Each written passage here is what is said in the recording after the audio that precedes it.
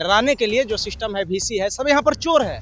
Dean, Procter, VC, यहाँ का principal, माने बिहार को बर्बाद करने में, अगर शिक्षा विभाग को बर्बाद करने में किसी का महत्वपूर्ण योगदान है तो ये पूरे विश्वविद्यालय का पदाधिकारी का। बहुत निगेटिव भूमिका में है।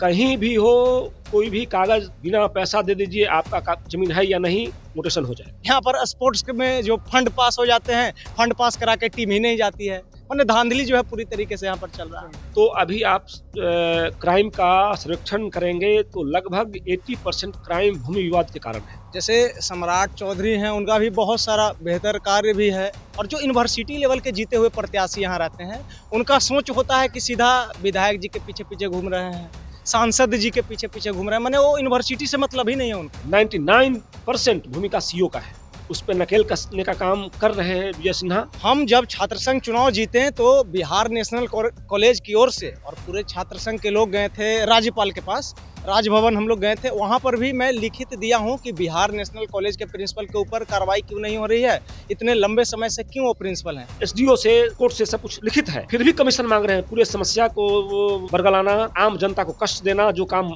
मुफ्त में होना चाहिए, बिना परेशानी से होना चाहिए, उसके लिए आम जनता सलसल भर बेचैन है। अखबार आती है छात्रावास में? कभी नहीं आती है, अखबार भी नहीं आती, कुछ नहीं, यहाँ पर कोई व्यवस्था ही नहीं है। यहाँ पर तो साफ सफाई कर्मी नहीं है, विश्वविद्यालय में 70% कर्मचारी नहीं है।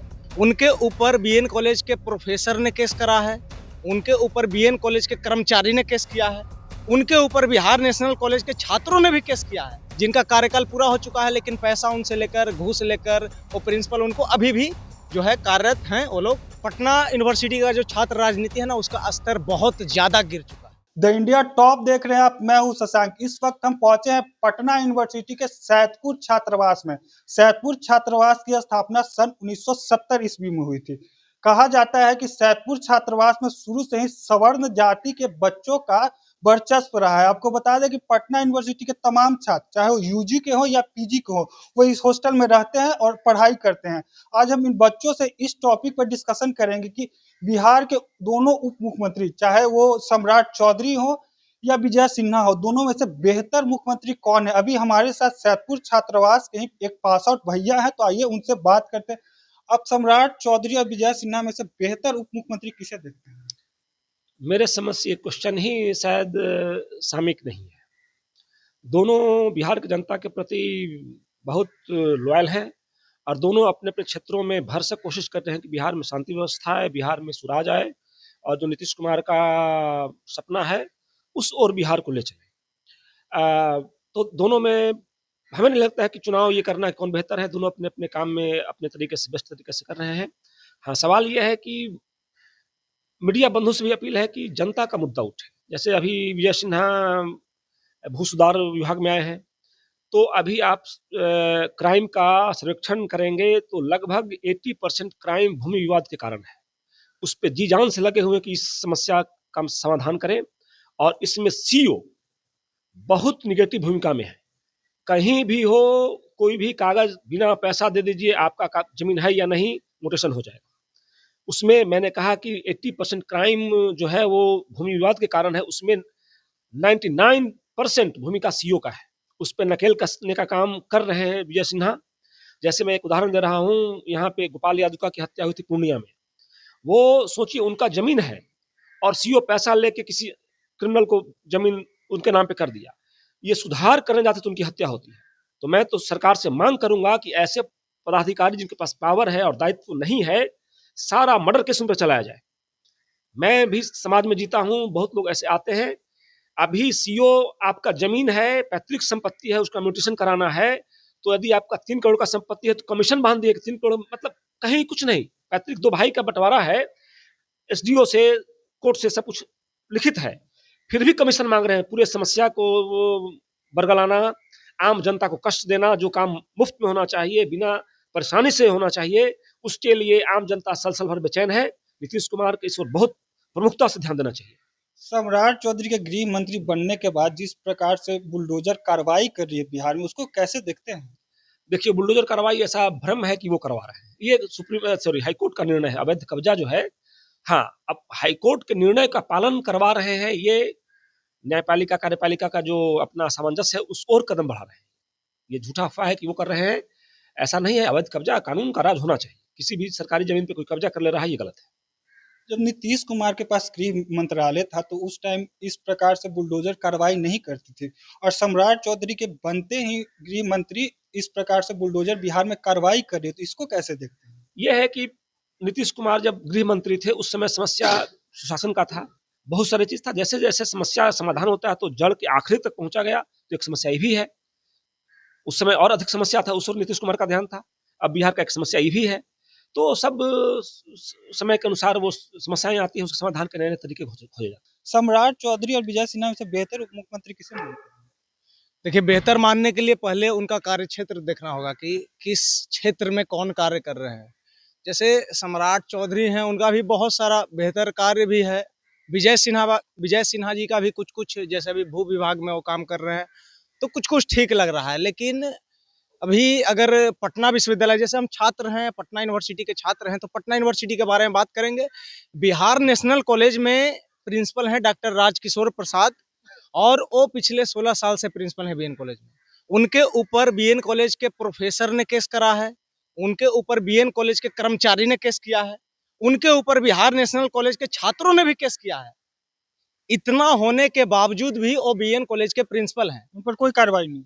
हम जब छात्र संघ चुनाव जीते तो बिहार नेशनल कॉलेज की ओर से और पूरे छात्र संघ के लोग गए थे राज्यपाल के पास, राजभवन हम लोग गए थे। वहां पर भी मैं लिखित दिया हूं कि बिहार नेशनल कॉलेज के प्रिंसिपल के ऊपर कार्रवाई क्यों नहीं हो रही है, इतने लंबे समय से क्यों वो प्रिंसिपल हैं। तो राज्यपाल का ये कहना है, बिहार के जो वर्तमान राज्यपाल हैं उनका ये कहना है। 2 बार मिला, पहले दिन जब मैं मिला अखिल भारतीय विद्यार्थी परिषद की ओर से गया था, तो उन्होंने बोला कि हाँ ठीक है, इस पर कार्रवाई करेंगे, देखते हैं। जब दूसरी बार छात्र संघ का एक और मीटिंग हुआ तो उसमें उनका कहना है पूरे छात्र संघ के लोगों के सामने कि उस प्रिंसिपल के हटने और न हटने से आपको क्या लाभ है। जबकि बिहार नेशनल कॉलेज का स्थिति बिल्कुल अभी जर्जर है, चाहे वो साफ सफाई का मामला हो, पढ़ाई का मामला हो। वहां पर 2-3 ऐसे विभागाध्यक्ष हैं एचओडी डिपार्टमेंट के, जिनका कार्यकाल पूरा हो चुका है, लेकिन पैसा उनसे लेकर, घूस लेकर वो प्रिंसिपल उनको अभी भी जो है कार्यरत हैं। वो लोग जो एचओडी हैं, वो लोग एचओडी अभी भी कार्य कर रहे हैं। अच्छा, आप छात्र राजनीति से जुड़े हुए हैं, पटना यूनिवर्सिटी में छात्र राजनीति होती है। पटना यूनिवर्सिटी की छात्र राजनीति किस प्रकार की होती है, क्योंकि आप काउंसलर हैं बीएन कॉलेज के, आप देख रहे हैं इस चीज को। देखिए, छात्र पटना यूनिवर्सिटी का जो छात्र राजनीति है ना, उसका स्तर बहुत ज्यादा गिर चुका है। यहाँ पर क्या है कि जैसे हम भी छात्र संघ चुनाव जीते तो एक मेरा भावना था कि हम विश्वविद्यालय के लिए कुछ करें, अपने कॉलेज के लिए कुछ करें। उसके लिए बहुत सारा कुर्बानी भी दिए। बीएन कॉलेज के जो प्रिंसिपल हैं, रात के 10 बजे फोन कराते थे थाना से, पीर बहोर थाना से, कि जो तुम प्रिंसिपल को मारने की धमकी देते हो, गाली देते हो, ये करते हो। तो बहुत तरीके का धमकी हर तरह से दिलवाया गया, लेकिन फिर भी हम छात्रों के लिए डटे रहे।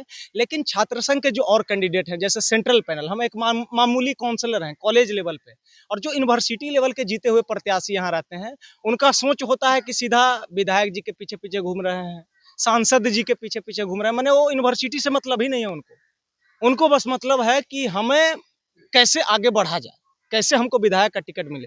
इतना स्तर गिर चुका है, विश्वविद्यालय में कोई नजर नहीं आएगा जीतने के बाद।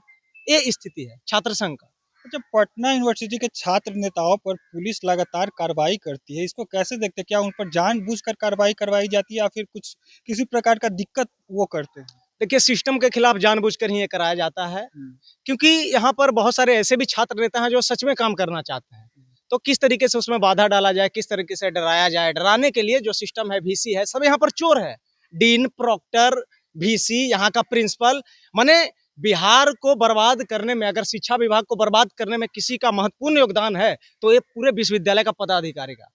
समझ रहे हैं? पदाधिकारी को आप सीधा इल्जाम लगा रहे हैं उन सीधा लोग के कारण। एकदम आपको अगर प्रमाण चाहिए तो मेरे साथ अभी हॉस्टल में घूम लीजिए, यहाँ पर साफ सफाई के लिए आप घूम लीजिए, यहाँ पर पानी का सुविधा के लिए घूम लीजिए, यहाँ पर मतलब आप पूरा अभी मेरे सामने, अभी मतलब प्रत्यक्ष को प्रमाण की आवश्यकता नहीं होती है, आप घूम लीजिए मेरे साथ। अखबार आती है छात्रावास में? कभी नहीं आती है, अखबार भी नहीं आती कुछ है? नहीं, यहाँ पर कोई व्यवस्था ही नहीं है। यहाँ पर तो साफ सफाई कर्मी नहीं है, विश्वविद्यालय में 70% कर्मचारी नहीं है। अभी जितना समस्या है, जो छात्र संघ के लोग समस्या को लेकर जाते हैं राज्यपाल के पास, वीसी के पास, अगर यहाँ पर बहाली निकल जाए, कर्मचारी का बहाली निकल जाए ना, तो 70% से ऊपर जो समस्या है छात्रों का, वो ऐसे ही सॉल्व हो जाए।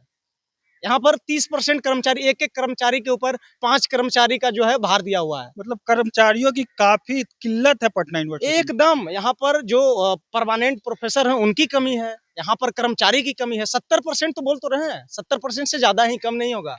यहाँ का लाइब्रेरी में लाइब्रेरियन नहीं है। यहाँ पर स्पोर्ट्स में जो फंड पास हो जाते हैं, फंड पास करा के टीम ही नहीं जाती है। मतलब धांधली जो है पूरी तरीके से यहाँ पर चल रहा है, मिली भगत है।